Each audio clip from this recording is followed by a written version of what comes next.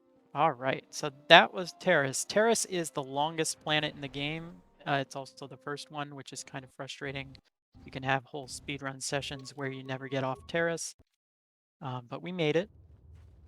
There's a little save buffer there to skip a short conversation.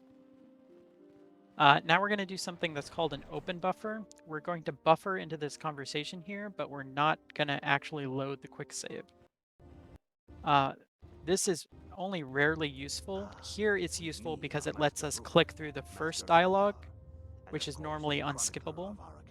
The second line of dialogue is unfortunately still unskippable, but that buffer still saves like 5 seconds in this conversation. Our planet order is going to be Manan first, then Tatooine, then Korriban, and then Kashyyyk.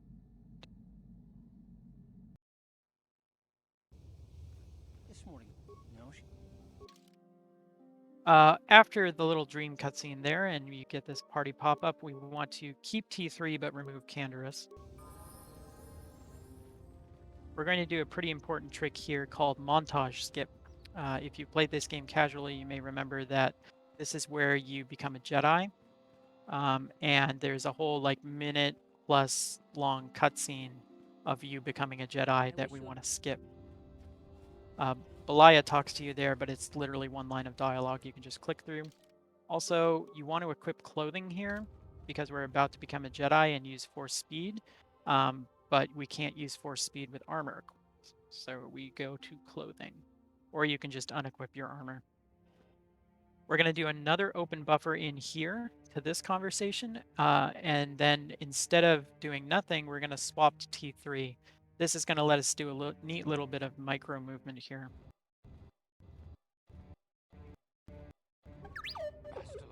So montage skip is important here. We're going to click through 7 1 options.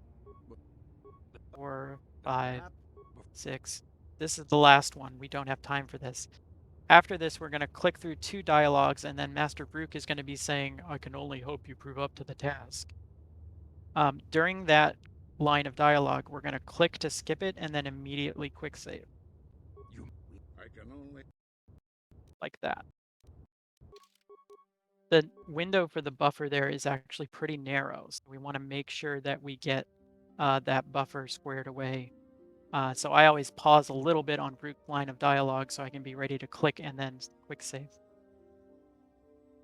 This is also usually where I do my first memory reset. So I mentioned that KOTOR has a memory leak at the very beginning, and so we actually have Task Manager open to monitor a memory.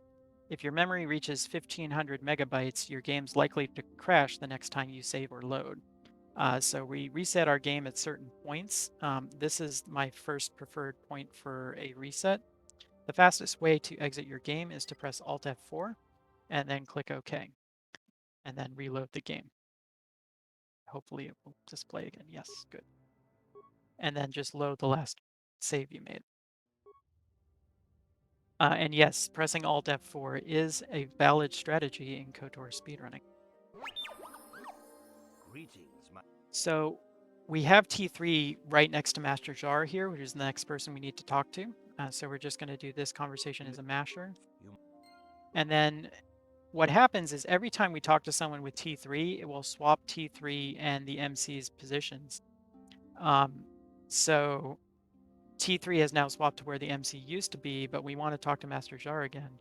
So we're going to swap back to our main character who's in front of Jar and talk again. This conversation is 11632264. We just recited the Jedi code, which as everyone knows is 63264. And then we'll swap to T3 and talk to Master Dorak to become a Jedi. This is also mashable because we're just going to become a Jedi Guardian. And now we've been saving our levels, so we're actually going to do 3 level ups at once here. So we put a point into strength for attributes. We save our skills. For our feats, we're going to select improved 2-weapon fighting. And our first 2 powers are going to be speed and valor because they're right next to each other.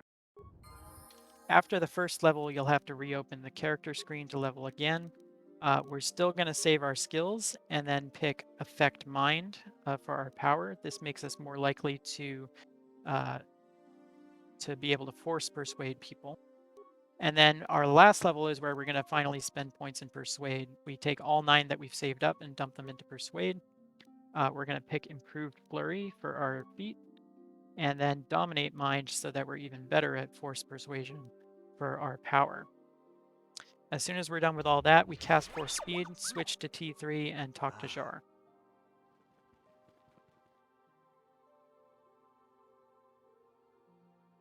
This is us constructing our lightsaber, which is pretty cool. It's blue. We're just going to assemble, and then you want to open your party menu and take out T3 because we're done with him. You have done. One more mashable conversation with Jar, and then we're going to leave the academy here. Our goal is to convince Juhani to basically come back from the dark side. Oops. You got to talk to the droid before you leave, or the door will be locked. I also like to cast Force Speed there right before we leave to help with duration glitching, because same as with stims, you can duration glitch Force Speed, so you don't have to be casting it all the time. We're now going to do a slightly different kind of save buffer called a soft buffer.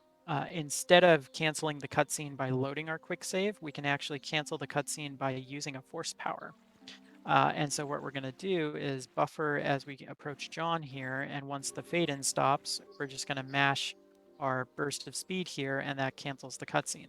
It's a very sort of smooth way to cancel a cutscene.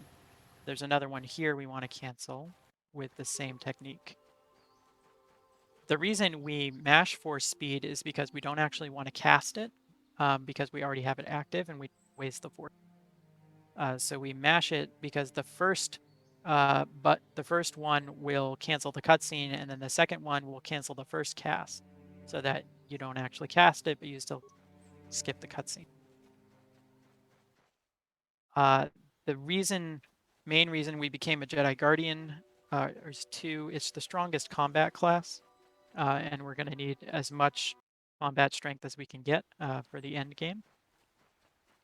We also get Force Jump as a Jedi Guardian, and that we're going to use that for good movement in certain places. That's another soft buffer there. Baluk wants to have your help with a murder mystery, and we don't have time to play detective, so we just skip it. Here's Juhani. If you remember, the Juhani fight is actually kind of tricky. We're going to start by looting this Mandalorian here for a melee shield, and then we're going to soft buffer into Juhani to completely skip her fight. Once you're done with the soft buffer, you just talk to Juhani, and you can spam through the conversation because you have enough persuade to persuade her. And then return to the Enclave to go talk to Master Jar. I love that Juhani fight skip because it's so simple and yet so good. And I imagine that saves a ridiculous amount of time.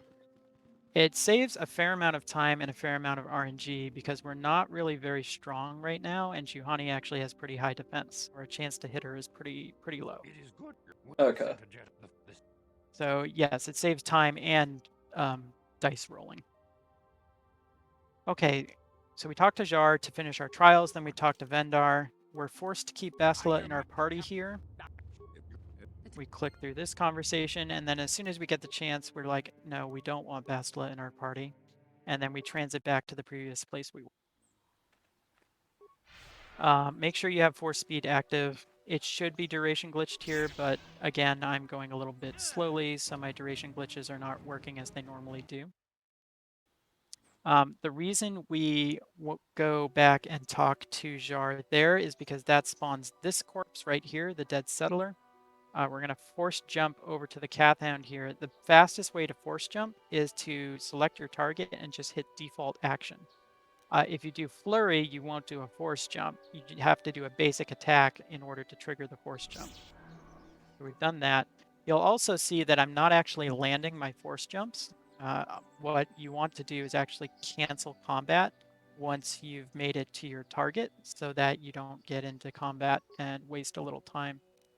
We're gonna loot this nice settler's corpse there. That's for a side quest. We loot it because there's a lot of stuff there that sells for good credits. And we're gonna be kind of tight on credits. So again, at this point, we're just using force speed and force jumping as well as we can. In front of the ruins here, there's a small cutscene of you walking up to the ruins that we can skip by simply hugging the right wall. They just didn't make the trigger big enough. It'll pop up the party screen inside the ruins, and we're going to add T3. There's another soft buffer here. And now we're going to do a fancy bit of micro movement involving all three of our characters. We're going to have the MC go to the right door. We're going to cast speed with Bastila and have her go to the left door, and we're going to park T3 right in front of the center door. Then we're going to swap to, so we have this set up here. We're going to swap to our main character and immediately do a force jump, because he'll have this guardian droid targeted. And then we'll talk to this terminal and do 3, 5, 3, 3, 3, 4. Yes? Then we'll swap to Bastila, run into her little room here. She doesn't have force jump or, in fact, any equipment, so we'll have to run. We loot this droid, and then this terminal is 353113, and then we move to T3 and just move forward, and that opens the door and gets rid of the droids. At this point, we can turn off solo mode. There's a buffer you can do here, but the timing is kind of hacky. So I don't necessarily recommend trying it. If you get it, it saves that small cutscene you just saw. If you miss it, it wastes about 12 seconds. So it's kind of a risk-reward thing. Yeah. So that's our first star map. There are 5. So we have a little ways to go, but we've managed to get our first one. This is another place to kind of watch your party members because they may not follow you out. If they don't follow you, it's generally okay. So we got Bastila following us, but not T3. So what we're going to do is actually a GP warp to warp T3 to the entrance. Now, the position of T3 here is directly to the right of our MC, which means I'm going to need to press tab twice to get to him. Yeah. And then use the GP warp. That is not something you'll always have to do. You prefer, by far, your party to just follow you, but it's a backup strat in case they don't. Yes, so apparently inside the code of the game, this sort of middle segment where you can do the planets in whatever order you want is called the creamy middle of the game. So we are about to begin that. Ah, you have returned, young Padawan. It does not help to buffer into this conversation, so we don't do it. Return to your ship with Bastila, and we will summon you. Padawan, you have done well in discovering the star. As soon as we're finished mashing through, we're going to transit back to our previous transit point, and then immediately return to the Ebon Hawk. This just moves us directly outside the Ebon Hawk, so we don't have to run back there. All right, so let's go to Manon. Now, anytime we fly somewhere for the first time, we're going to do a map cutscene skip to skip some cutscenes.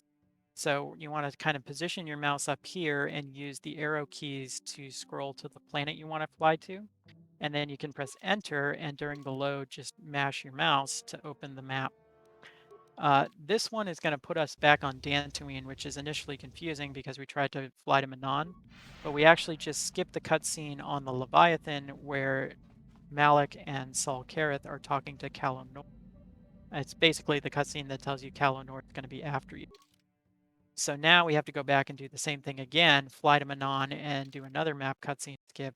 This one, once we return, will put us on Manon, but we actually want to have a party member with us.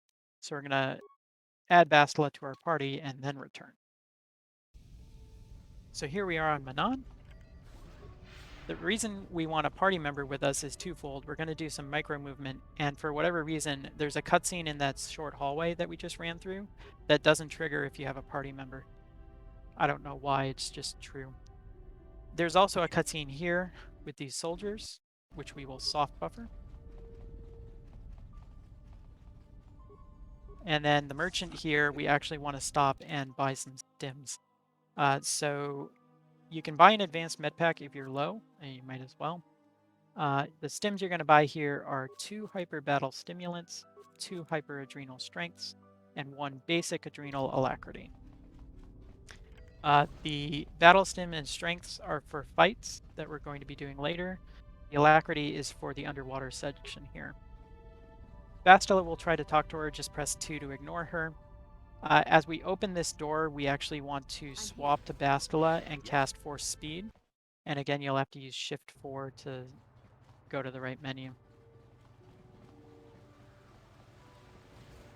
And then we just run through Manon for a while and enjoy the chill music. This conversation is 1-3. So I said at the beginning there were basically 4 glitches you had to learn in order to be able to run this category. We've pretty much learned 3 of them.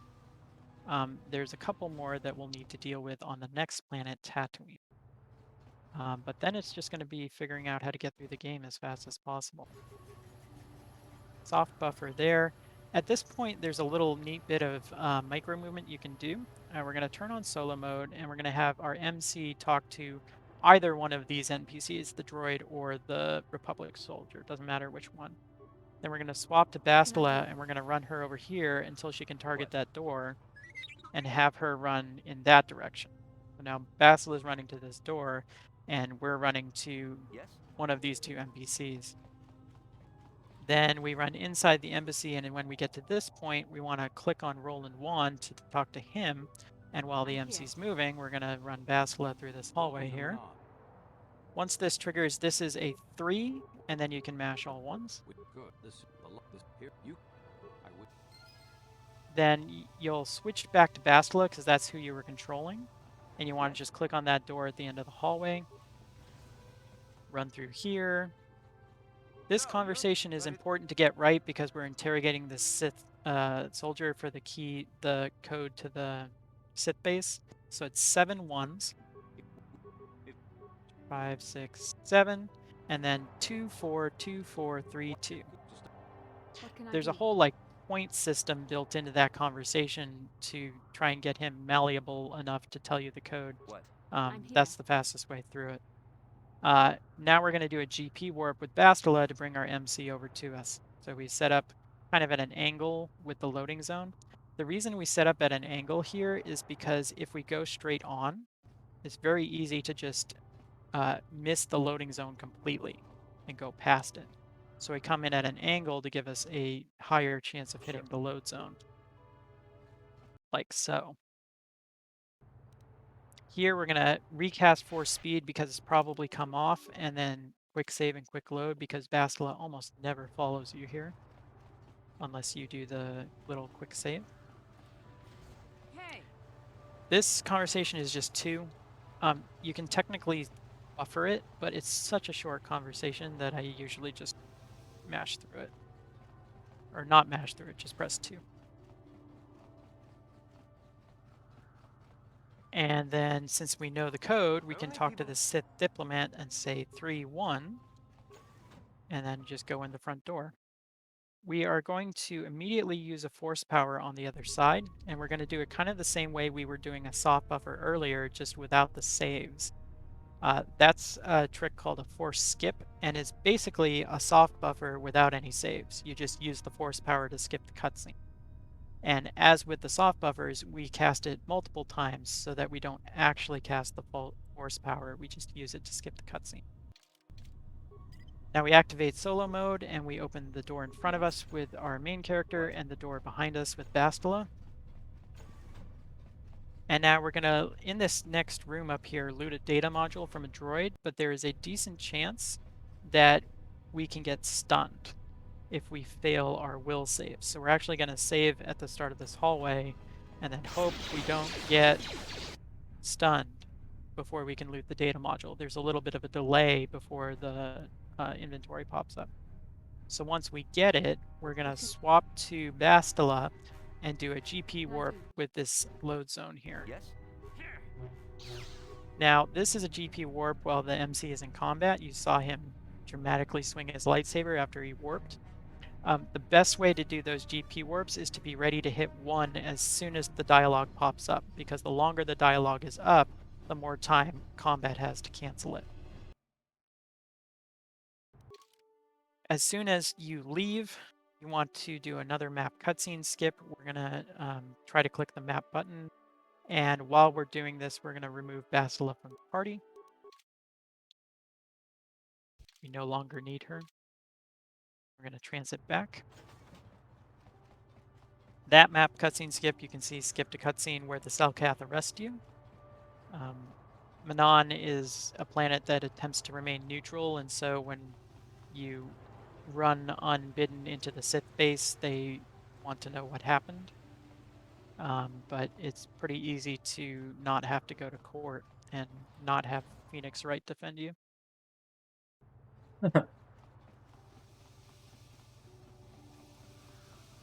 By the way, if you haven't played the Great Ace Attorney Chronicles, you should play it. It's a good game. Well, good pair of games. All right, so we run all the way back to the embassy, and then we can mash through a conversation with Roland here. He reveals that the Republic has created a secret base underwater that has had something go wrong, and that lets us get through this restricted access door and head underwater. So there's two things we're going to need to do in this module. We need to get the scuba suit so we can survive out in the ocean, loot this equipment pack. And we need to get a sonic emitter so we can fend off the Phyraxan sharks, which are out there. So we're just going to move as quickly as possible to those locations with a combination of just running and force jumps. There is a small chance that these droids in this room can freeze you in carbonite, but usually they'll target the Selkath. The droids and the Selkath will actually fight each other in this area, which is helpful for getting through undeterred.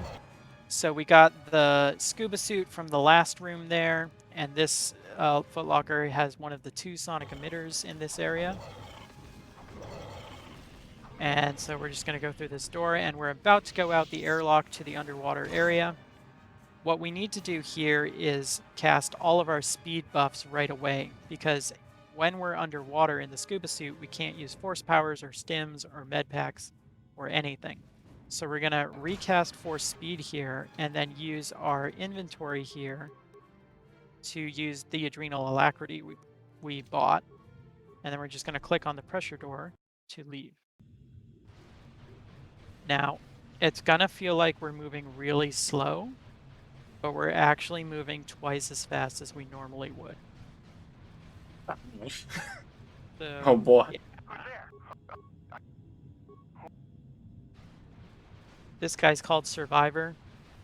There's a cutscene up here where he gets eaten, but we're actually going to skip that cutscene, so his name is not a lie. He actually does survive. Now, speedrunning saves lives. Yes.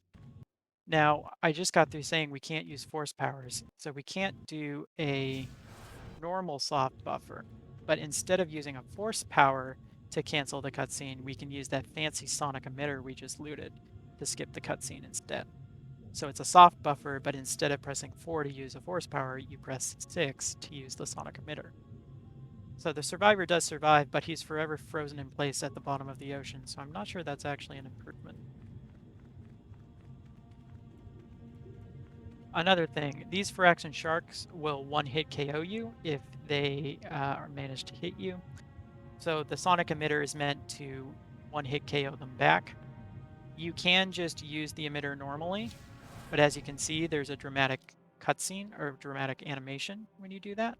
So it's actually faster to go into the inventory, use the sonic emitter, and then exit, because that skips the animation. So it's a real quick inventory menu, enter, and then escape to close the menu. So I'll show off how fast that can get on this poor Phyrexian shark here.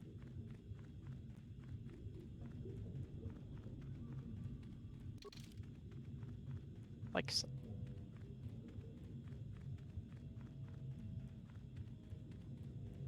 So one thing to keep an eye on in this segment is as you're running through the modules, the Cellcath and everyone can kill each other. And you actually get experience for the kills that the enemies get. And so depending on how good they are, you can actually, after this conversation, you want to mash default action. Because if you don't mash default action, you can actually get choked by the depressurization, and you want to use this force field as soon as you can. And then this conversation you can also mash, but you're going to do a soft buffer right after it.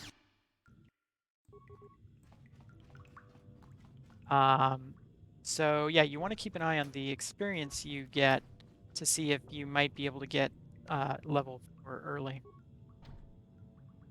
So once you're all set here, actually I need to make sure I have force speed active along with that adrenal alacrity. We exit to the second underwater section. These Phyrexian sharks, usually you can run up to this one and use the emitter and it kills both the one in front of you and the one behind you. And now, normally you're supposed to use this Kolto control panel to either poison the water to kill the shark or solve a little logic puzzle to destroy the machinery and calm the shark down. But we're just gonna jump the shark, question mark? No, we're gonna buffer the shark. So starting at this second light here, we're gonna start buffering. And we're actually going to keep buffering for a fair distance until we're kind of past that raised tile on the left, and then use that sonic emitter. The reason we have to keep buffering there is this trigger is a little different than normal triggers in that it's persistent. So even if we skip it the first time, it will still be there. And that trigger actually triggers the big shark we just walked by eating us and killing our entire party. So we want to make sure that we buffer not just into the trigger, but all the way out the other side before we cancel the cutscene. Otherwise, we'll just be in the cutscene still and get eaten. And so on the way back, we start buffering at the raised panel. And I usually go for like 3 more buffers after the fade-in stops. Now, that buffer set in and of itself is not all that much faster than solving the logic puzzle here. But what it does do is skips a trigger that disables your ability to fast transit. And so normally when you finish this segment and go back up to the surface, you're forced to run out of the embassy manually and get arrested by the Cellcath. But by doing that buffer, we can immediately, as soon as we get to the surface, fast travel back to the Ebon Hawk and leave. So that's actually the main reason we do that buffer, not to skip the puzzle, but to skip getting arrested again. At this point, you'll definitely have level 7, so you're going to put your skill point into Persuade and take Stun Droid as your force power. We're going to need the Disable Droid force power a little bit later. And then we're just going to make our way back down this hallway, force jumping as we're able. You can see the XP 300 that just popped up. That's a Cellcath killing a droid, most likely. It doesn't actually look like we got all that much extra experience. All right, so we make it back to the top and we just return to the Ebon Hawk and board it to go to Manon. At this point, you'll notice we don't really have a whole lot of equipment equipped yet because we haven't had to fight anything. We do have our first fight on the next planet, so we're going to go ahead and equip all the stuff we want. We want our Jedi Knight robe, double-bladed lightsaber, adrenaline amplifier for the belt, Verpine headband there, and strength gauntlets there. So this is what your equipment should look like. When you run forward, Zalbar will say something that you mash through. He's giving you a side quest. Then we come to this workbench here, and we're going to upgrade our lightsaber to include the sigil crystal that we got on Dantooine. This adds a 1d6 to the damage for the double-bladed lightsaber, which is already 2d10. So we have a 2d10 and a 1d6, and we have a +1 attack modifier as well from the crystal. So that's going to be our loadout. We are going to tweak it a little bit after Tatooine here. We're just running the galaxy map. And again, we're going to do a map cutscene skip as we fly to Tatooine. And that puts us here. This conversation is 115. So now it's time to talk about the fastest form of movement in the game. This is save teleporting. So you may have remember that I said when you are doing a GP warp, you want to come in at an angle because you can just skip over the loading zone. We can actually use this to our advantage to move more quickly. So the further you go in the game, the bigger your save file gets and the longer your saves take. And so if you're moving forward as you're saving, you actually hop forward a fair amount of distance. And so we're actually going to use that to move really quickly. Save teleports are more effective if you don't have force speed active, so we're going to try not to cast force speed and not to use adrenal alacrities, and instead use save teleport. So we got to talk to our friend here, Mick Tunan Juice Orgu. We need to buy one thing from him, that's this Bantha fodder.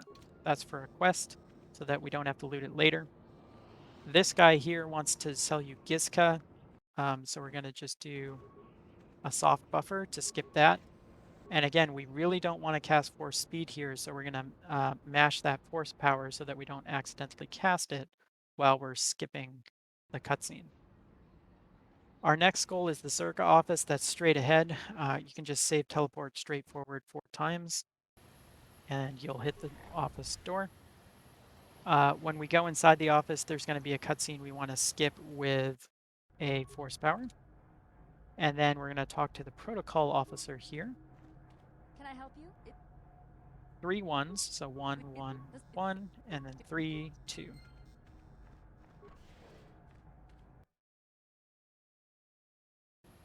Okay, so now still we're going to be save teleporting. Unfortunately, this means the save screen is going to be kind of flashing up a lot. I should mention, we just skipped a Dark Jedi fight there. I did a quick soft buffer at the end of one of my save teleports just to make sure in case I hit that trigger. It's a pretty easy trigger to save teleport over, which is the other power of save teleports. You can skip triggers completely with them. So we save teleport here and just mash this conversation to get out. This woman will talk to us, but instead we're just going to save teleport past her. Our goal is off here in the distance. We're going to try and get to the Eastern Dune Sea. So we're going to extend this buffer all the way to that loading zone and then use the force power at the end of it. So here we go. If you could see my memory usage right now, you would see it going up at a prodigious rate.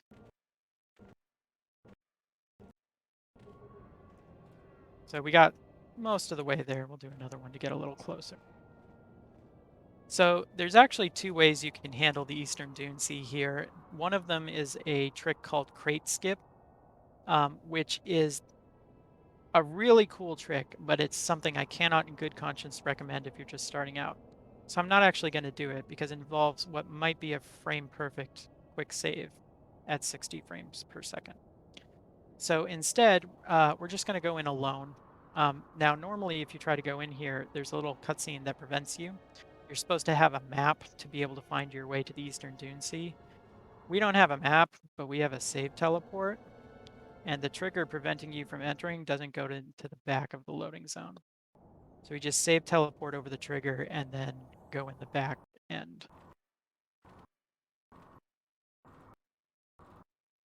Then we save teleport, and we want to save teleport to this Twi'lek here, Comad. You'll need to soft buffer at the end if you sort of cut through here because there's a cutscene that we want to skip. This is why we bought the fodder. This conversation is 121-131. And now we're going to go save teleport over to these Banthas here. And again, we'll need to do a soft buffer at the end. And now we're going to have to do a fight after this. So we're going to make sure we have our a strength and battle stimulant active. We're going to cast Force Valor to increase all our stats by 2, all our attributes by 2. And then we talk to the Bantha.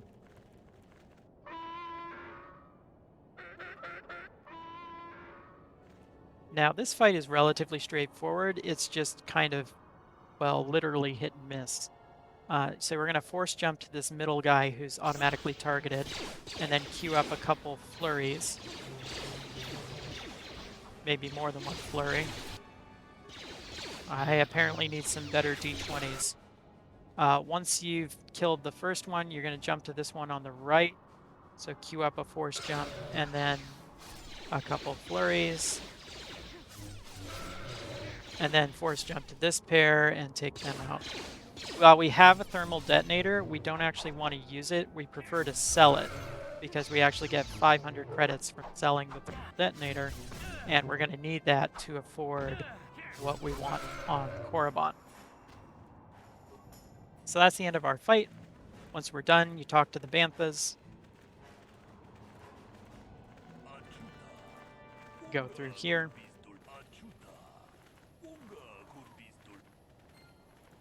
Talk to Komad again, just mash through. Maybe we'll see the unfortunate end of the crate dragon.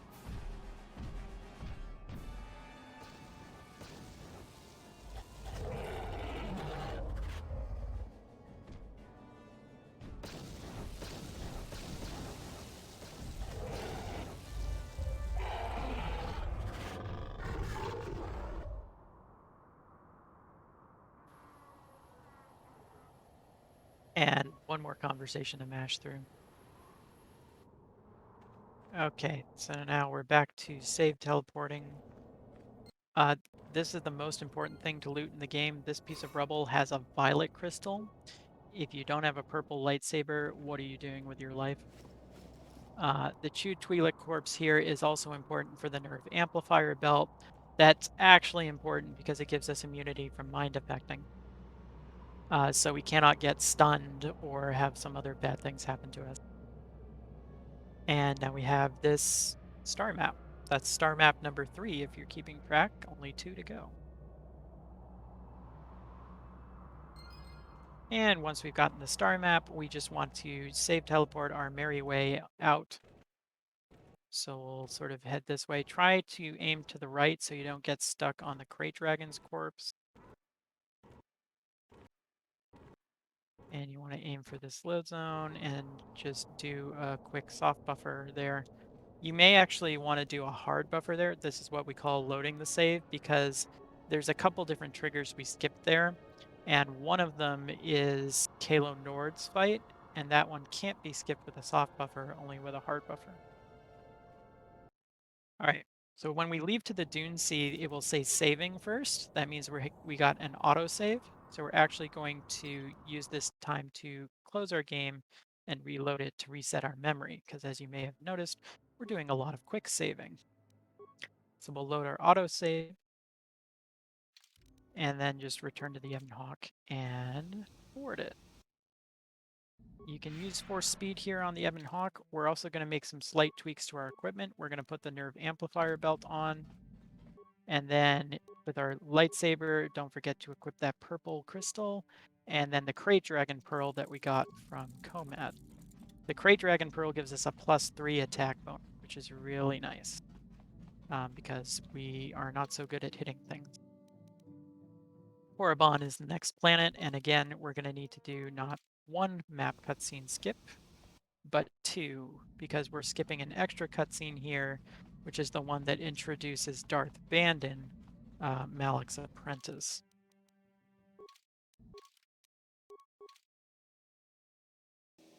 All right. So again, we're going to be using save teleports. This conversation is 1132. Now, we can save teleport over the trigger for Chardon's conversation here, but we actually want to talk to him anyway and just mash through his conversation. Because we are successful at persuading him to spare these 3 4 saps, we actually get 7 light side points from that quick conversation. That's going to go a long way towards becoming light aligned. There's a soft buffer here to skip a conversation with last show. And then this is going to be our last shopping trip of the run. So just 1-1 is the conversation. We want to buy med packs and then really good stims. So we're going to sell pretty much everything we don't need. So we want to keep advanced med packs and then computer spikes. And then everything after that we can sell. Anything that's too expensive, you'll have to menu up to actually sell. You can sell basic stims, but keep the hyper stims you have.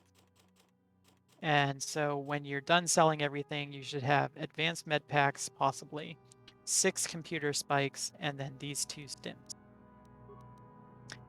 Then we're going to go over here. What we buy depends on how many credits we have. If we have above 4,100, we can buy life packs until we get down to about there. Then we're going to buy all the advanced med packs. And we want to make sure we have at least 2,500 here. Then we're going to scroll down to this Ichani battle stimulant, and we're going to buy all 5 of those and all 5 of the hyper strengths, alacrities, and stamina. And that gets us down to somewhere just under 100 credits. So all of these stims and med packs we got are going to help us survive the few fights we have to do for the rest of the run. And then we leave Dredge Day. We're going to do a couple safe teleports over to the guard here. We need to talk to the guard in order to get Euthura to appear. His conversation is just a single 1. And then when we're going through this door, we need to swap to and cast Force Valor. The way Persuade works in this game is a little bit weird, but basically, if we don't cast Force Valor, we only have a 25% chance of passing the Persuade check we're about to do. Because we did cast Force Valor, we have a 75% chance. That's still not 100, so we're going to quick save before we try this conversation. The conversation is 3, 4, 2, 3. That's the Persuade check. We were successful. Whether you were successful or not, you can just mash 1 to end the conversation. If you failed, you just load the quick save and try again. If you succeed, it's going to load you into the academy where we do a force skip. We tried to do a force skip. We really tried to do a force skip and it didn't work. Which means I get to talk about the backup. That's not actually too important a trick to get to work. In fact, the worst thing that happened there is I cast Force Speed, which is going to make my save teleport a little bit worse. What we would normally do there is if the force skip works, you run forward and to the right a little bit to talk to Last Show, which we'll do that conversation in a second. And then when you're done talking to her, you run backwards, so you trigger the conversation that we just had. Euthura's conversation here is 1, 1, 1, 1, 4, 2, 7, 5. Fun fact there, the 2-7 part of that conversation asks Euthura about the Sith code. You can keep pressing 2-7 over and over and over again, and it will give you 125 experience every time. So you can get arbitrary amounts of experience from Euthura there. We don't actually need that, so we're not going to do. We are, however, going to level to 8. So we'll get our strength to 20, another point in Persuade, and then grab Disable Droid. Tel's conversation here is just mash through it. You're guaranteed to pass that Persuade check. And now since my Force Speed wore off, I can do, save teleport. Because I failed the Force skip at the beginning, I have to go talk to Lasho here. I remember. This is 8 1s. And then a 4. That is a persuasion that we use Dominate Mind to pass. There's a couple of those in the run too.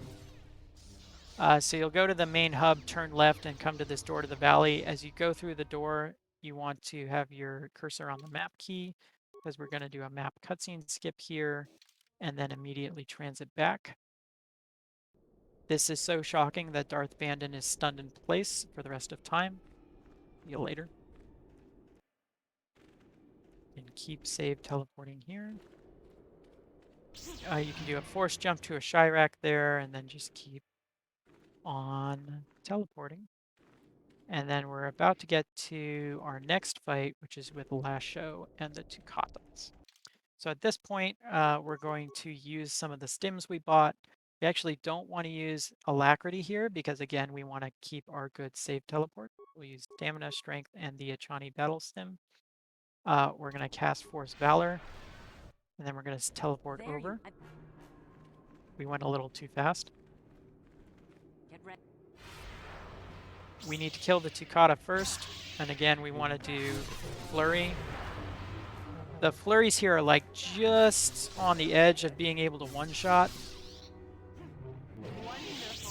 And then this conversation with Lasho is 2, 3, and then you want to immediately press 1 to do a flurry on Lasho. She did a bad force power on us, which is not so good. We're going to loot her, and then we're going to immediately return to the Ebon. And then we do a little more safe teleport. So there's a couple triggers we want to make sure we avoid. There's one in this room that triggers a fight with the Sith Apprentice, but our save teleports are good enough here that we can just kind of teleport forward here.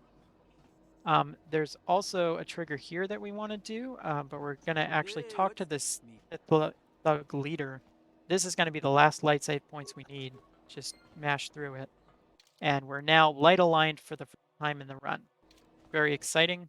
We could now equip the Solari Crystal if we had it. Don't yet. So we're just going to keep save teleporting to the Academy entrance here.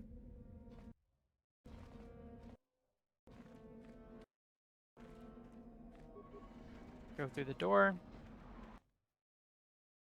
And now we have the most complicated conversation in the game here with Uthar. This one actually has a variable response at one point. So we're going to do this conversation with 3, 1, 3, 1, 3, 3, 2, 3, 4, 4. This is the variable one. So the 3, 2, 3, 4, 4 is the Sith code. And then he asks you a question about the Sith code. There are 3 different questions he can ask. 2 of them, the correct answer is false, and 1 of them, the correct answer is true. The one that is true is something like, it is our passion which is our power, or something like that. That one is true. The other 2 are false. So victory by any means is desirable is false. So that's 2. And then we finish this conversation with a 3, 2, 2. What we've just seen is the fastest way to get 5 prestige points on Korriban. There are 10 total prestige points you can get. We need 5 of them to convince Uthar to take us to the star map. So we save teleport back to him, press 3 to get through it. And now we're in the Tomb of Nagasato.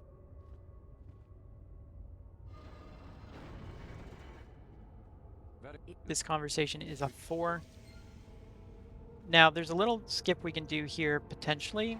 If we let the door open and then do a save teleport in the right spot, we can actually skip a trigger which spawns in the raids, which are usually enemies in this hallway. So there's usually 2 raids here.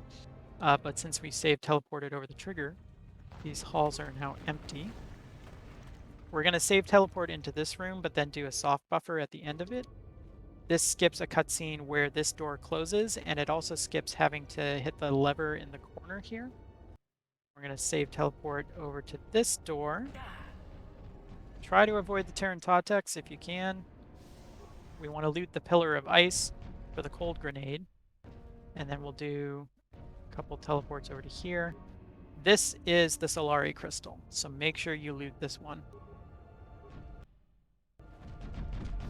And then we're going to go back up this hallway that we came down, turn right. This takes us to an acid pool where we will throw the cold grenade that we had. We will save teleport forward into a plasma mine, but that's okay. We can use a med pack while this door is opening. And this is our 4th out of 5 star maps.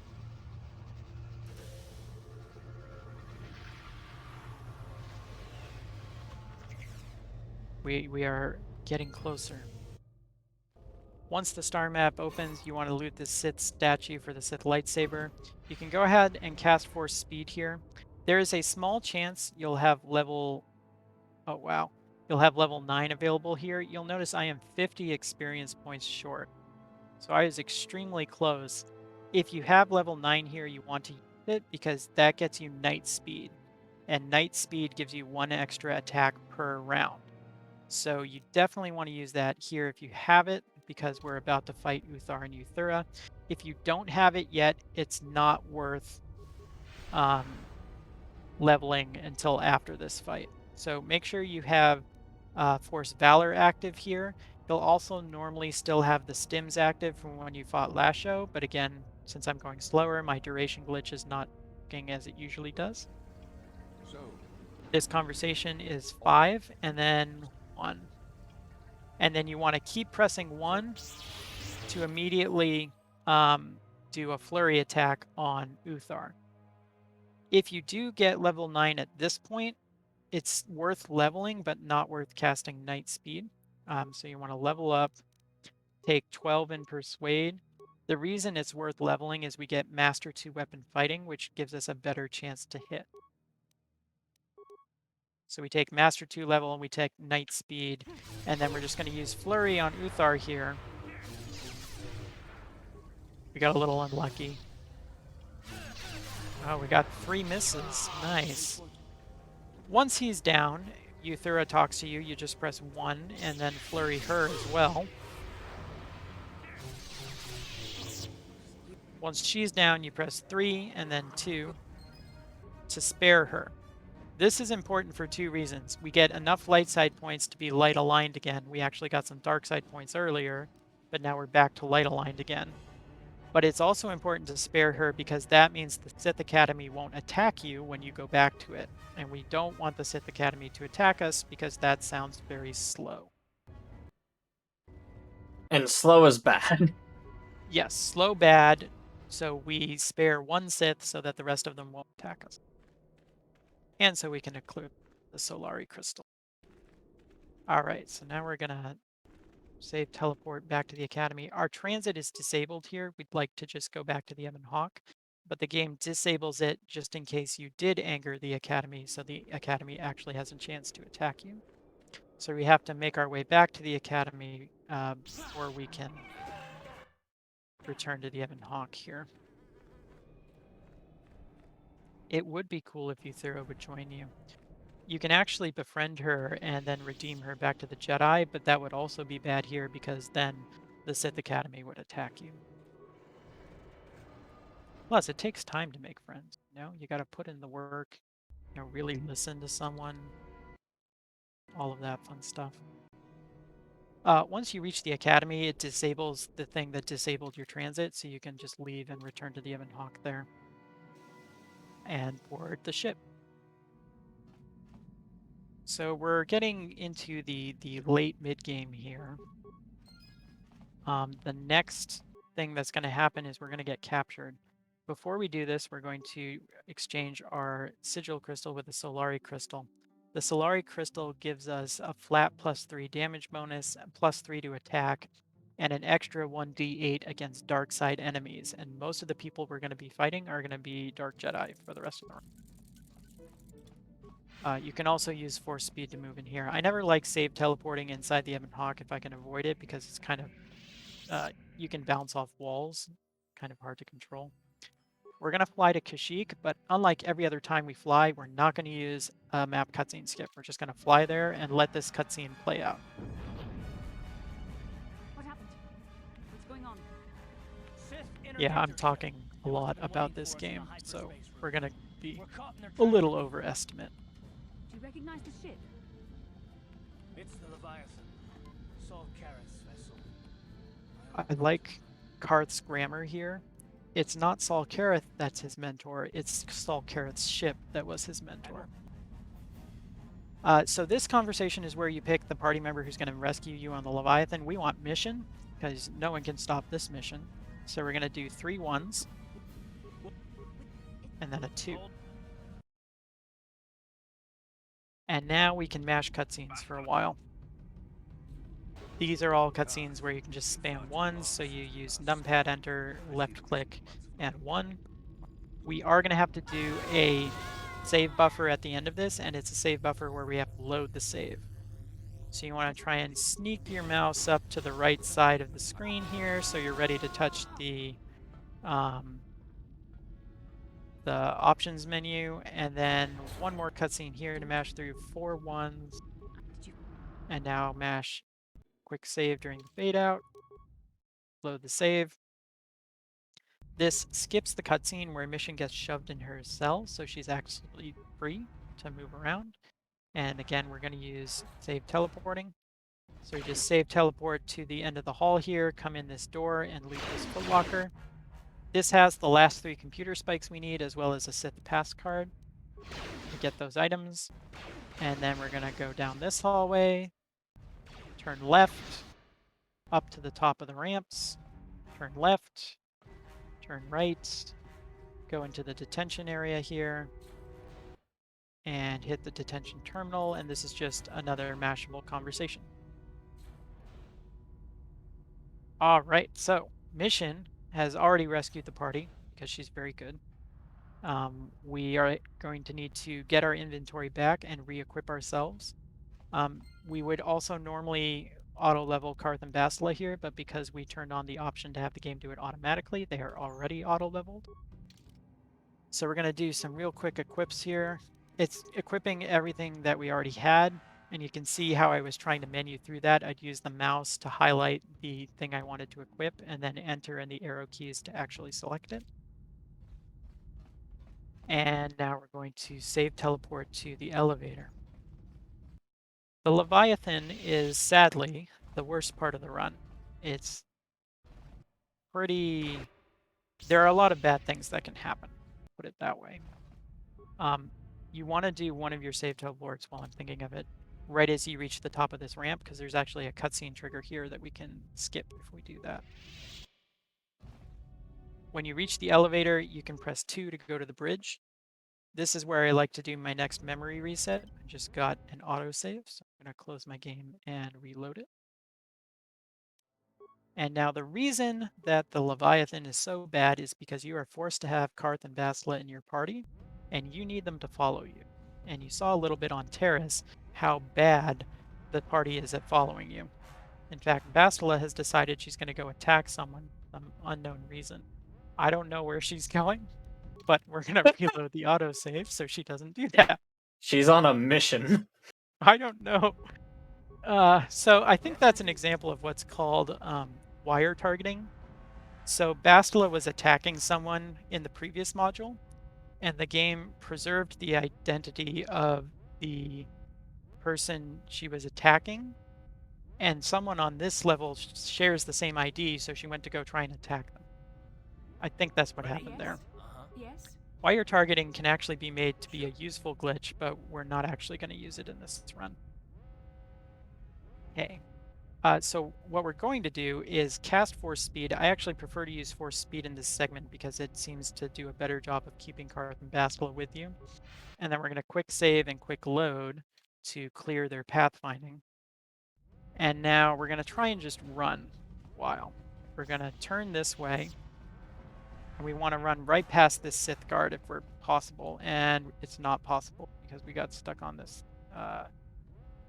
this little droid here. If we're lucky, we might still get past him. The Sith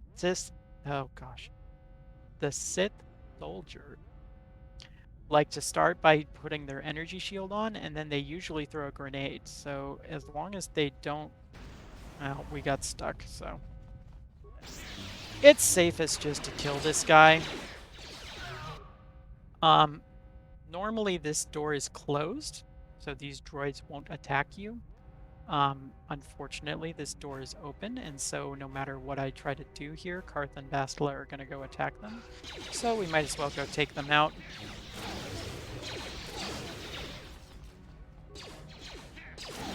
Now, hopefully, Karth. Ready. Okay. You see why the Leviathan is terrible. We're going to try this again. Yep. No, Yeah. This doesn't look good. This AI looks terrible. This is admittedly as bad as it can get. It's usually not this bad. So see here, this door is closed now, which is nice. It would have been nice if it stayed closed last time. And you can see how running past that Sith works because he uses the grenade. If you're moving, the enemy is actually really bad at hitting you with grenades. So we're able to squeak by that guard. And then we're going to come all the way down this hallway to the first lock or closed door on the left. And then bash down this armory door because we need a spacesuit. And now you want to make sure your party members are with you because we're about to try and go through a load zone. Here's another example of a door that should be closed but is for some reason open. Normally this door is closed and these Dark Jedi Masters cannot see you here. The fact that it's open is somewhat bad, but we'll try to work with it. Generally, your force speed is going to wear off here, so you actually want to recast it, and then we're going to do a quick save. Normally you do that while the door is closed, so there's not people attacking you. Because what we need to happen is to run into this room and bash down this door to bridge storage here. What can happen is these Dark Jedi do bad force things to you which prevent you from getting to the door. So if that happens, you usually want to quick load your save. The game just crashed, so that's comforting.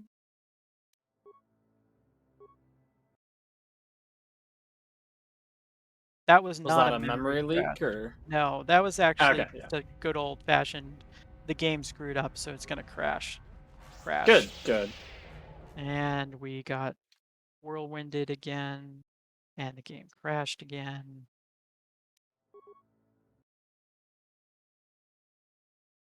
It was going so smoothly until the Leviathan. Okay, we have made it on the third attempt to the door, and our party is actually close enough that we can go through. So hooray, we made it. That's usually not so bad. All right, I'm actually going to make a safety save here because I want to demonstrate a cool trick, and there's a chance it will fail. Normally, when you click this door, it puts you into a spacesuit. And unlike the scuba suit, the spacesuit wipes all your buffs, and you are super, super slow. So we don't want to be slow. We want to instead go fast. So what we're going to do is try to skip putting on the spacesuit. So we're going to click on this door to open it, then immediately do one quick save, and then quick load. And if everything works correctly, when we load in, the door will be open and we can run through free of our suit. Karth and Bastila have suits on, but somehow they're able to move really fast. So that's called spacesuit skip. It doesn't look like much because it's a pretty short hallway we run down, but it saves about a minute because the spacesuit is so slow. Over here, there are 5 enemies in this next room. We don't want to kill them because that would be slow. I'm going to go ahead and heal up here because I'm a little bit low on health. It's not a bad idea to heal up your main character here. So what we're going to do is we're going to move Karth and Bastila over to the right side of this room near the exit, and we're going to use our MC to go up to the left. So we're going to first cast Force Speed on our 2 Jedi. And then for Karth, we're going to use a Hyper-Adrenal Alacrity. What can I do? We'll take Bastila, and when we get to about the middle of the room, we're going to activate Solo Mode. This brings our party into the room with us, but then lets us control them individually. We're going to move Karth pretty much over to this Elite Trooper. He just needs to be close enough to this door.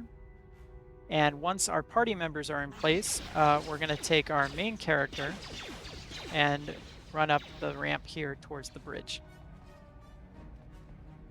This is normally where you have the big climactic fight with Saul Kareth, but you can skip that fight. This is a pretty tight timing on a save buffer, so we're gonna, we're gonna click to open the bridge door. We're gonna quick save once, we're gonna quick save again, and then we're gonna use the menu up here to load our save. And if we do everything correctly, then the door will be open, but the cutscene won't trigger, and we're able to come to the computer panel here and press 1 and then 2. And we've skipped one of the biggest fights in the game. And then we just save teleport out. There is one thing you have to worry about here. Notice that Karth is stunned, but he's also dead. That's okay. We do not want Karth to be alive and stunned when we go through this door, because then the game will duration glitch his stun to last for literal minutes, and we won't be able to escape the Leviathan. So if he's stunned at this point but still alive, it's actually better to let the Sith soldiers kill him, because that will disable the stun. Alright, so once we're through on the other side, because Karth will usually be dead here, it's a good idea to use med packs to heal everyone up again. There's also usually going to be a Sith guard right here that we have to kill, which is fine. Good to kill. And now we need to try and get our party to follow us again back to the other side of the ship. So you want to try and make sure they're following you, and then we're going to quick save down this hallway here. When we get to the end, these 2 Sith soldiers will be here. The safe thing to do is to kill them, but we can potentially skip them if we're pretty safe with our buffers. So you do 1 buffer to try and make it to the elevator. It's like I went past.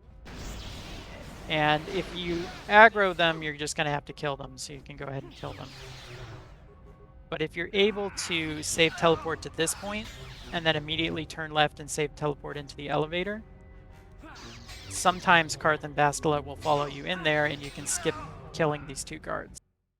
If not, just take them out, and then we're going to press 3 to go to the hangar. Ready? What can I do? Activate solo mode, and right about here we want to do a save teleport to skip cutscene. When you reach this door, it's time to use stims because we now have a forced fight, and we're going to use all of our hyper stims plus the Achani battle stimulant. We're going to save teleport to this door and use force speed. This will be night speed at this point, so now we're going to get 4 attacks per round. And now we're going to trigger a cutscene down here. Before we do that, we want to switch to Force Valor, because we're going to cast Valor right after the cutscene.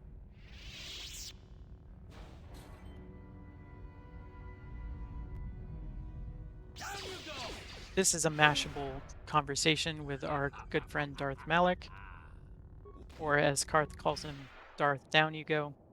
As soon as that conversation ends, there's a small window of time where you can cast Force Valor.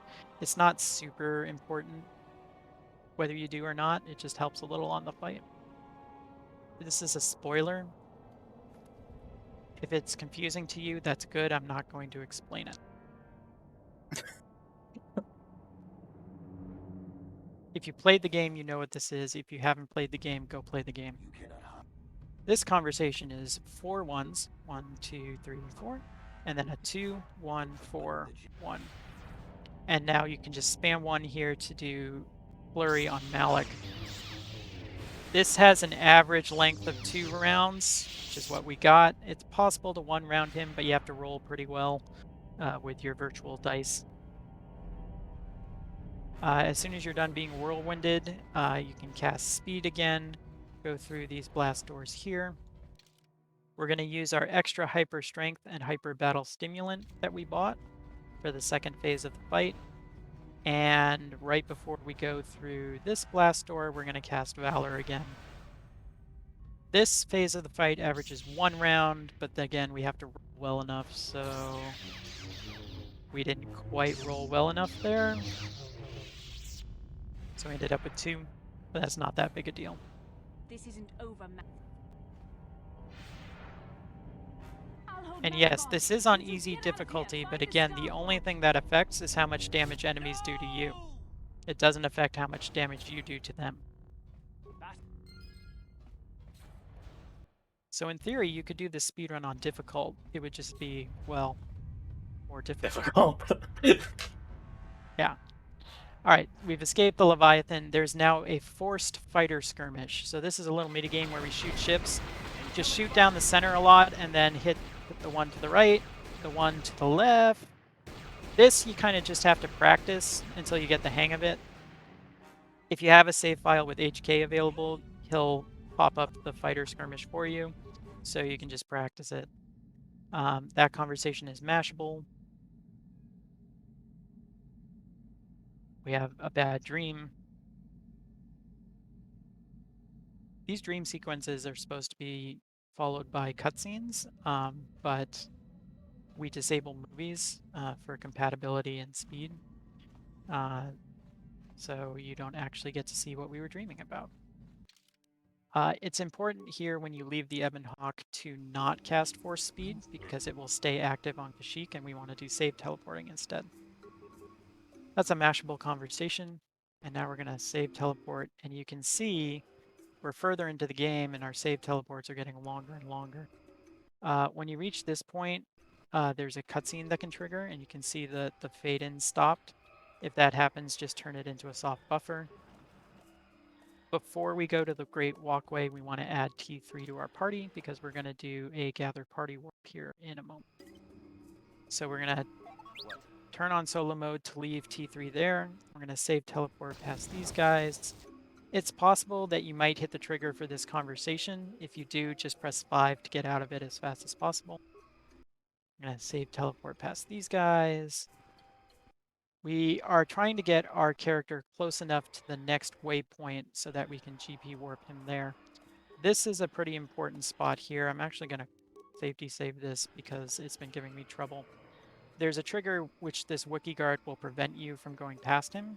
We want to teleport over that trigger, like so. So you want to kind of line it up on the right side of him and then do a save teleport before the sort of seam line that's right before Wookiee. As soon as you get past him, you can switch to T3 and then do a save teleport into that load zone and then swap to your MC.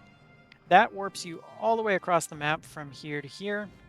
And for whatever reason, even though this is an item instead of a loading zone, there's still a waypoint here. So we're able to just run into the elevator and go down to the Shadowlands directly without having to get T3 close enough to us. There's now a little skip we can do here. Right about at this vine here, maybe a little bit after it, you want to do a save teleport. That skips spawning a group of enemies right here, which is just a little bit helpful when we're trying to come back out. Once you've finished that, we actually want to turn solo mode back off because we want T3 to follow us a little bit.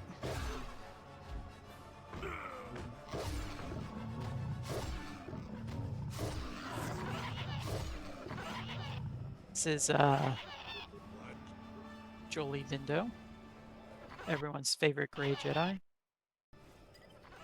When we reach this sort of T-junction here, we want T3 to go to the right and we're going to go to the left. We're actually going to click on this Wookiee corpse to send our character that way, and then save teleport with T3 to about this point, because this is where Jolie is going to end up. And then swap back to MC and save teleport in this direction. If you trigger the conversation with the commander here, it's just 1-4. And now we need to convince these guards to give us the codes to the emitters. So this first conversation is 1, 1, 3, 1, 2. And then his device is just mashing 1. I'm now stuck on him, but you can swap characters to sort of bump yourself out. This conversation is 1, 1, 2. And then we're going to do ones here. But as soon as we're done, we're going to do a soft buffer to skip a cutscene. After you do the soft buffer, just move a little bit so you make sure you don't cast Force Speed, and then talk to Jolie with T3. Whoa. Conversation is 1, 1, 1, 1, 2, 3, and then you can mash 1. And it's very important here to add T3 back to our party because his position has been swapped with ours. So he's now the closest one to where we want to go. So we're going to swap to T3 and now save teleport in this way to hit the force field. 1, 2. Okay. There's a cutscene to skip here with this Wookiee, so we're going to save teleport in that direction and then just use force powers to skip it. Make sure we skip it. There's also a skip we can do here to skip spawning some Kinrath. Right around this point, we want to save this way. This one is a little tricky to get. It's not super important to get. It just makes it a little easier to come back this way with Jolie and T3 because they won't get stuck on the enemies. Because we came to this planet last, we can just press 2 with this guy to take the star map for ourselves, and that's the last star map. And so now we just have to go to the end game. Well, We're gonna deactivate solo mode, make sure these guys are following you, and then we're gonna save teleport out. So the most annoying part about Kashyyyk as a planet for speedrunning is after you get the star map, you have to find a way back to the Ebon Hawk. And Kashyyyk is very stingy about places where you can return to the Ebon Hawk. You can't do it anywhere in the Shadowlands or in the Great Walkway. So instead, we're just going to use the ridiculously powerful save teleports we have here to teleport our way all the way to the Wookiee village and use a map cutscene skip to get back to the Ebon Hawk. So save teleport all the way back to Gorwookin. We got an autosave here, so this is a good place to do a memory reset. Because again, your memory is probably getting pretty high by this point.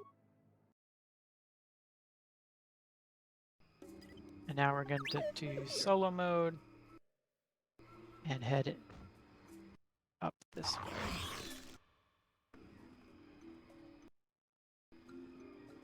For me at least, while save teleports are really powerful, they're also somewhat unfortunate in that it's not a particularly interesting form of movement. You're just kind of... I think of save teleports as like a sledgehammer. So here we are. When we hit this Wookiee, we just mash through the conversation, but we're going to do a map cutscene skip right after the load.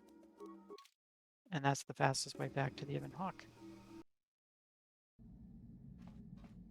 And again, we don't want to use force speed here, so we're actually going to try to save teleport through the Ebon Hawk a little. We can now go to the Starforge system. The first time we fly there, we're going to do a map cutscene skip. This skips the cutscene where Bastila is tortured, and actually also skips the flag which replaces Bastila with her dark side brood. Then the second time we are going to fly here, we don't want to do a map cutscene skip.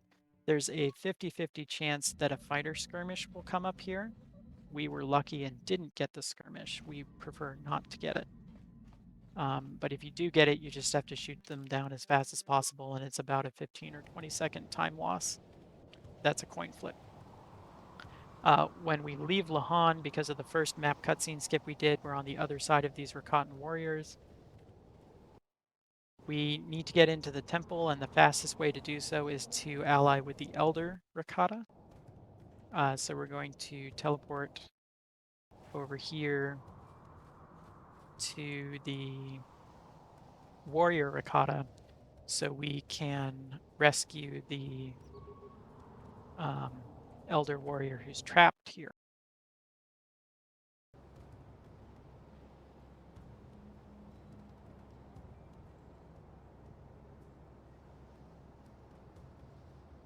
This conversation is 6 ones and then a 4. And then there's a little trick we can do. So I'm going to pause as soon as we gain control here. What is supposed to happen is you're supposed to fight all these Rancors and Rakata warriors, and it's this big long thing. What we actually need to do is talk to this Elder Warrior who's hiding back here. If we can get to that Elder Warrior without getting into combat, we actually don't have to fight any of these enemies that have just attacked us. So we're going to set up a safe teleport over there, and talk to the warrior right away. So that's a neat little thing. It's actually trickier than it looks because that Rancor we teleported past may not charge you. So there's a chance you could get into combat. A little lost now. If you do get into combat, though, you can actually just stand next to the Elder Warrior, quick save and quick load, and talk to him after loading the quick save. That's called combat talking, and it's another way that you can skip this fight. We do need to go into this other cell here. So the Elder Warriors here, the cell across here has ship parts in them. We need the ship parts in order to be able to leave the planet. And since we have it available here, we might as well level to 10. We can put 1 point into Persuade, take Master Flurry, and Knight Valor. This is probably our last level up. There's a chance that we can hit level 11. But if we do, we're just going to auto level it because we don't need any specific feats powers at that point. We just want the natural attack buff that that level would give us. So save teleport all the way out, do a force skip there to skip a small cutscene, and save teleport more. We now have to make our way all the way to the Elder compound, which is on the other side of the planet. There is a small thing here that we want to try and do. We would like these Forgotten Warriors to stay as close to this side of the map as possible. So we're going to try and save teleport past them pretty quickly and get into this load zone as quick as we can. I didn't do a super good job of it, so that may cause trouble later. Here we want to aim for this little gap here and save teleport through it.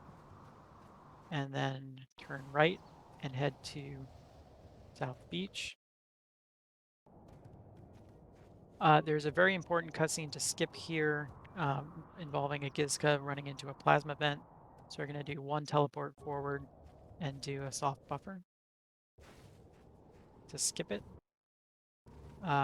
If you don't skip that cutscene, one of our community members will be very sad. So make sure you skip the Gizka.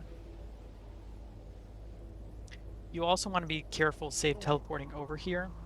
If you accidentally hit this lightning, it deals 1,000 damage to you and you die. So just... a lot of damage. Yeah, maybe be a little careful. The Elders are very serious about their protection. Alright, lots of mashing conversation here.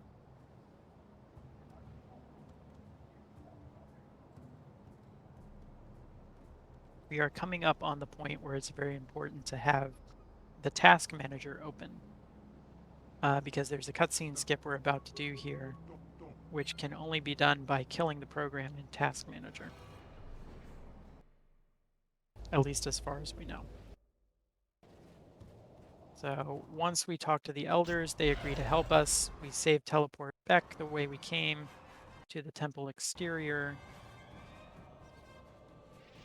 And then we can save teleport for once to start the cutscene that will take us inside the temple.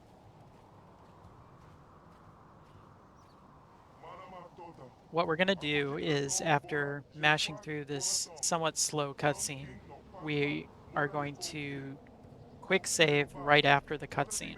So as the party starts running up towards the temple, we want to be mashing quick save. If we get that quick save in, the game will load us into a different module for a cutscene. That's when we kill the program and load our old quick save. And that skips the cutscene that the game tries to load us into. So this is where we'll be mashing quick save. And then as soon as we get it and load in, we're going to kill the program and load it up. And then load the quick save we had. This is going to put us right in front of the temple, but before we go in, we want to remove Juhani and add Candorith. This will help with a skip later on. And it turns out we don't need Juhani. Yes? Okay, once we get into the temple, we want to activate solo mode, and I cycle through the party members to make sure they stay in place. Because sometimes, even though you activate solo mode, they'll still follow you for a little while. then we save teleport to the back part of the temple. And when we hit this door at the very back, we're going to use all 4 of our stims again, like so. At the next door, we'll use Night Speed, and at the next door, we'll use whatever Valor we have. Now, the reason the game lets us go through that loading zone is because that loading zone is actually close enough to the front of the temple that the party is considered close enough to the load zone, even though to actually get there, they'd have to run all the way around like we did. So we force jump here. Like I said, we force jump here. If you ever try to force jump to something and it doesn't work, it probably means that something was in the way. So there, I think the edge of the wall was in the way. So you just have to make sure you have a clean line of sight and then try again. This is a logic puzzle. When you step on the tiles here, the tiles next to it in the cardinal directions light up. The goal is to light up all the tiles. There's a pretty simple solution that involves drawing an H on the board. The way I like to do it is hold down the right mouse button to fix the camera and then just use WASD to do the move. Run straight forward, then back, then across, then back, and then forward. And that does it. If you mess up, this sort of 10th tile here is a reset tile.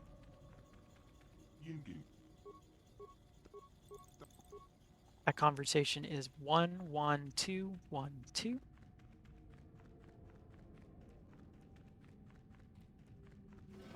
And now we're going to do a GP warp here. But the problem with trying to do a GP warp is that our saves are so big. We're going to first put our MC here. Our saves are so big that it's going to be really, really hard to hit the loading zone here. Like, we just went past it. And so there's actually a way we can deal with that. We're going to go into graphics, click on advanced options, and we're going to disable VSync. What that does is let the game run at a much higher frame rate, and so our saves will suddenly take a much shorter duration. What? And so we can do our GP warp as we normally would, and then go back into graphics and turn VSync back on. It's a little hacky way to make that GP warp easier to do. That's hilarious. Yeah, the VSync is actually really important in unrestricted speedruns because of a trick called a displaced loading zone. This is the only time we use it here. We generally want it on because that makes our save teleports more powerful. But that's like the one point where we don't want a good save teleport. This fight with Bastila can either be 2 rounds or infinity rounds if she just spams bad force powers at you, which she kind of started doing. We're going to mash this conversation. This is the point in the game where you decide what your ending is going to be. For a speedrun, it is faster to do the light side ending, which is, I think, a little unusual as far as Star Wars games go. But the reason it's faster to do the light side ending is on the dark side, you're forced to bring Bastila with you to the Starforge. And Bastila likes to stop and attack all the enemies. Whereas if you're light side, you don't have to bring anyone with you on the Starforge and you can safely run past them. That's the only reason we go light side.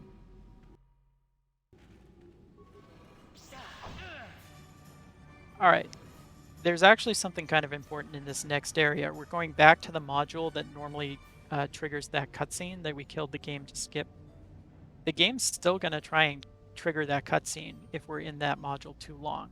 And so we have to try and get to the other side of the module as quickly as we can. So we're just going to take a couple steps forward so that our party's following us. Quick save over and hope that they followed us. Candra's did, Jolie didn't. So if Jolie doesn't follow, you can try to switch to Jolie and save teleport with him. This is not going well. Oh, are we good? Okay. That can be just a little bit finicky. You just want to try and make sure that your party's following you before you do the save teleport, because then you can just run right through. So you might remember that Canderous was in our party, but he seems to have disappeared. It's kind of neat. He's gone to the Ebon Hawk to be part of a cutscene, because he's normally not supposed to be in your party at this point. So instead of having to run back to the Ebon Hawk and watch a cutscene, we can switch to Canderous and try to board the Ebon Hawk. Now, unfortunately, the game thinks we're in combat. I beg to differ, but the game is the one who gets to decide, and so what that means is I didn't do a good enough job of keeping those Ricotta Warrior in place when I came through here before. So we just need to get Jolie and our MC far enough away from the enemies for Canderous to be able to enter the Hawk. Yes. And so the best way to do this is to move a little bit this way and save teleport in this direction, sort of to this overlook here. And you'll have to do this for both Jolie and the MC. I should have activated solo mode here. We're still in combat. You know what? Let's just try this again. Sure. We're gonna have to go through this module again. It's okay. Huh? Oops. So if you can't get on, make sure you activate solo mode because you don't want to run into the enemy. Yes. Ow. Huh? And all you need to do is get far enough away from them to board the Hawk. Okay. We're now into the last area. We're actually at a place where the game has now deleted data from your save because you are no longer able to debark from the Ebon Hawk, and so you can't go back and visit any prior planet. And so it's now, our save teleports are greatly weakened, so it's now faster to use force speed again. The Republic fleet must have gotten a message. So we're onto the Starforge. This cutscene is very famous for being unskippable. Like most unskippable cutscenes, we found a way to skip it about 2 years ago, but that way involves a major glitch. So we're going to have to watch this cutscene. It's 2.5 minutes long. The Starforge wasn't constructed by the Sith, Admiral. It's kind of dramatic, so that's cool. But that space station is Do you have any, since we're nearing the end of the run, do you have any shoutouts or anything you want to do for the run? Yeah, I should shout out the KOTOR community. We have a pretty good community that does all different kinds of speed runs. We have this run, we have the unrestricted runs, which are really glitch heavy, and we have people who really love those. We have people who love the glitchless runs, which are all about how well you roll virtual dice and your combat build and everything. All the runners in the community are really, they're friendly. Like we have a community Discord which you can find on our speedrun.com page, and you can just come in and ask questions if you have them about any run, and most people will be happy to help. So if you're interested in KOTOR speedrunning, this is the run we would recommend, so you can use this as a starting point. There is a written guide which goes through this route in the same way, so you can use that in conjunction with this video to kind of help you. You can also check out some of the VODs from runs. I'm actually going to plug my own run here because it's not only the fastest, it's also the only one to use the most up-to-date route, which is what I've just gone through. So that's really the most important thing, is to go find a VOD that goes through that route. So right now, that's my run. But hopefully this tutorial has been helpful. Hopefully it's made you excited to try out some KOTOR speedrunning. If this category in particular is not your cup of tea, we have a lot of different things. Not only full game runs, but also individual levels for swoop races. We have Pazak-based categories if you really like some randomness with your speedruns. Just, stop by the Discord and come have some fun. Oops. All right. The Starforge is relatively straightforward. We're going to run past a lot of enemies until we're forced to do fights. We're not going to bring anyone with us, and we're going to do a force skip as soon as we leave, and we can go ahead and cast force speed for that force skip because we're trying to manipulate our duration glitch for the forge here. The unfortunate part, there's a soft buffer here before I start talking about something else. And actually, I should talk about this too. When we open this door after the buffer, we can't actually get past these assault droids unless we click on the door behind them and let KOTOR figure it out for us.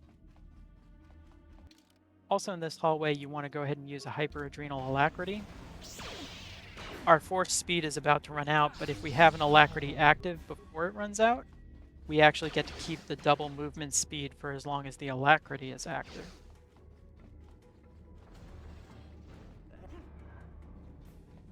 There's a force jump there. There's a force jump here. If you manage to do the force jump and cancel it at just the right time, you'll actually slide along the ground instead of doing a force jump, which is kind of cool. This buffer has to be a hard buffer where you load your save. And we're going to cast force speed as soon as we load in. Switch to Night Valor while we're running down this hall. And then cast it as we go through. There's a hard buffer here as well.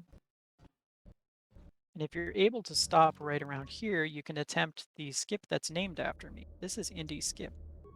What we're going to do is try to run up to this point in the floor and do a quick save as soon as we reach that point.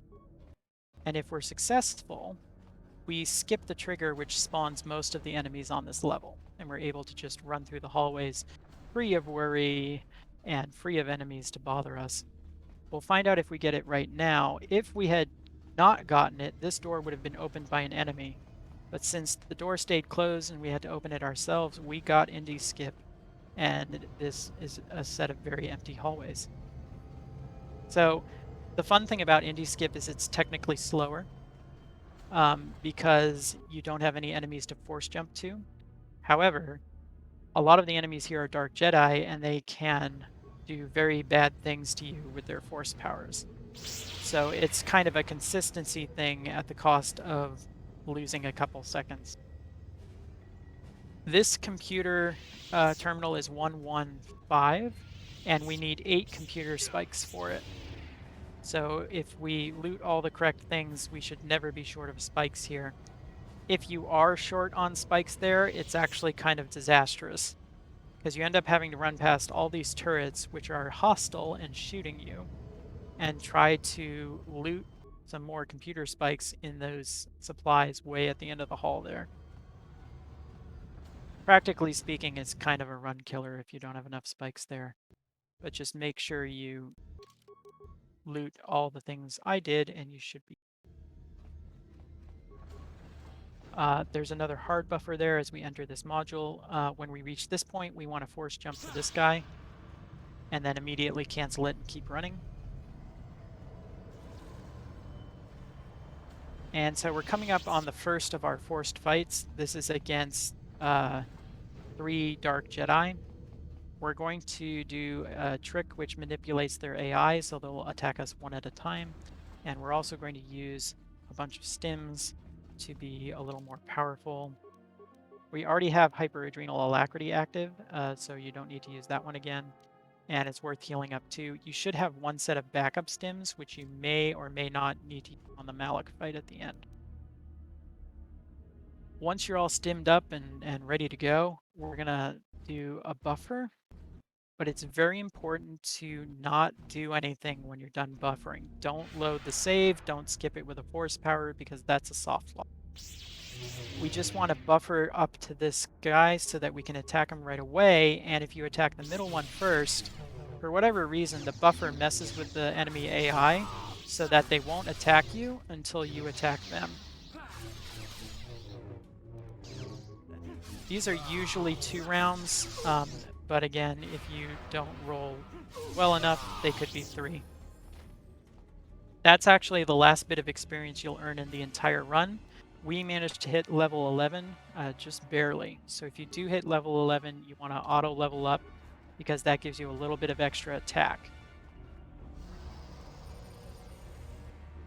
Now we have the Bastila fight.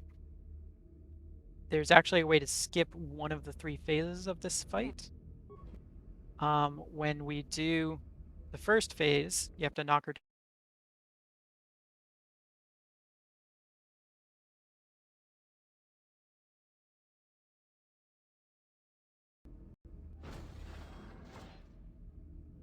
while you're mashing. And if you press default action, you might, and I missed it, you might talk to her right away, and that skips this sort of second phase. If you miss it like I did, you can just do the second phase. It's not that long, and then fight her at the end here. The last phase, you knock her all the way down to the bottom, and you can just mash through the conversation.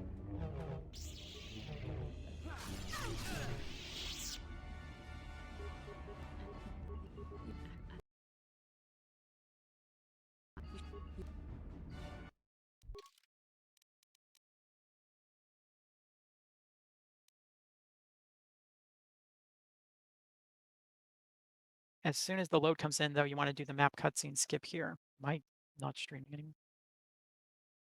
I think I'm here. Okay. When you do the map cutscene skip, you're not actually going to return to the Ebon Hawk. We're just going to add Jolie and Bastila to our party and then close the menu. This lets us have party members for the Malik fight. There, a break in the Sith formations. Green Squadron, move in. Green Squadron, moving in. And party members are going to be helpful because A, they'll distract him, and B, we can use them to take care of what we call the Jedi Popsicle, which are the dead Jedi that Malik has on ice so that he can drain their Force essence. We have one last skip to do here. We're going to soft buffer towards this door.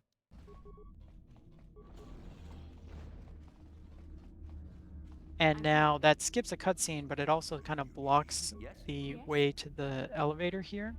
So you just need to sort of wedge your people into that corner there, and one of them will pop through as you swap party members. All right, we have the Malik fight. Make sure your stims are still active and you have force speed, and we have 4 attacks per round, but we have about a 50% chance to hit. So I hope you brought your good 20-sided dice. I have extras so I can throw the ones that roll poorly away. That's good. And grab them later. You have to get him down to about 1 before he will trigger the second phase. If you get low on health, you can use any med packs you need to. All right, once we reach this point, you want to just use a med pack while he runs away. This is where he tells you about the popsicles.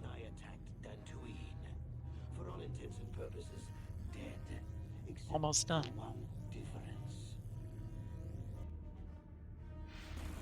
So we're gonna use our main character, who we got disabled droid, to take out 3 of these things. So there's one here and here. On them, if you auto-leveled, you'll have a different force power available, but you don't want to use it. Then switch to Bastila, cast force speed, and take out these on this side. Keep an eye on your main character's health here. If your main character dies, you pretty much lose this fight. Sure. Once you take out the last one, switch back to your main character, make sure they're healed up. Cast force speed because it's probably worn off, and Valor, because your chance to hit without Valor is really sad. And now timing's going to end on the black screen after the last hit on Malik, which is right time. Impossible. And that's the run. I cannot be beaten. I am the Dark Lord. That didn't seem too bad. Like, it's a lot of the same. Still spouting the wisdom of the Jedi, I see. Maybe there is more Get the rundown. than I ever believed. Yeah, like any RPG speedrun, you have to learn what to do when, right? That's the main thing that saves you time. But as far as glitches go, there's the save buffering, There's save teleporting, which is kind of similar but kind of different. There's the gather party warps, which are pretty important. And then there's also force skips and map cutscene skips. But like those are the core techniques, and you just use those over and over again during the run to shave cutscenes off here or fights off there. So I mean those are fairly easy to learn, and once you learn them, you're good to go. That also provides you a good core of like KOTOR glitches in order to take into other categories and other rule sets if you want to. So if you learn the NMG run, that gives you a good base for what happens in the unrestricted run. So I really love running this game. I've been running KOTOR since 2015. So I know a lot about it, and I just really love each category and all of the little subtleties in all of them. Please do come join us if you're interested in some KOTOR speedruns. I would also, sorry, one more thing. No, you go ahead. KOTOR 2 can be speedrun too, and a lot of the glitches in this game carry over to KOTOR 2 as well. There are some slight differences, but KOTOR 2 is a fun run in its own right. So if you like KOTOR 2 better than KOTOR 1, you could also try speedrunning that. One seemed pretty straightforward. There wasn't a lot of complicated things, and even the complicated things seemed pretty, easy to pick up with a lot of practice. I think the run looked really interesting. It seems like something that wouldn't be too difficult to pick up. Yeah, it's pretty beginner friendly. And you also, I know this has been a D&D themed night, but you don't actually have to know very much about D&D to do this run either. I mean, everything that's sort of D&D related goes on in the background. So you can think in terms of dice rolls if it's something you're comfortable with, or you can just know, oh, I don't have a great chance of hitting this guy, so I hope I get, good RNG. Yeah.